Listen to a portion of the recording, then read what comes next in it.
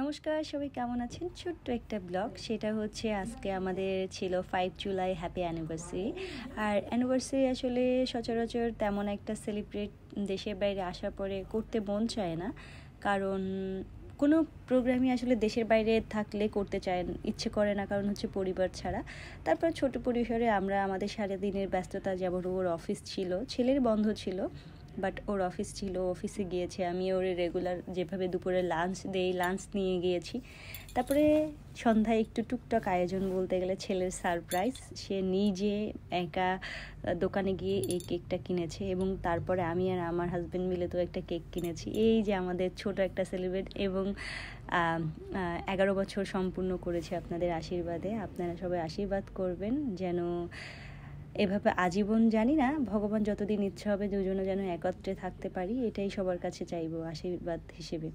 আর পরিবার ছাড়া বললাম না, বিদেশের মাটিতে কোনো কিছুই ভালো লাগে। গত বছরে অনেক মজার কাটছিল, দেশে ছিলাম। আমার ছোট দেবর, আমার ননদ লাবণী, বর্ষা এবং ননদের জামাই রাজীব এবং জয় সবাই ছিল, এবং আমার মাসি, টিঙ্কু মাসি, সবাই মিলে অনেক মজার একটা প্রোগ্রাম ছিল বাংলাদেশে। সত্যি ওই ব্লগটা ছিল অনেক সিম্পল বাট অনেক মজার ছিল। এই যে আমরা দুজন, আর সবাইকে বলবো আমাদের জন্য আশীর্বাদ করবেন, আমরা যেন এইভাবেই থাকতে পারি। খুব সিম্পল একটা দিন, কিন্তু আমাদের জন্য অনেক কিছু।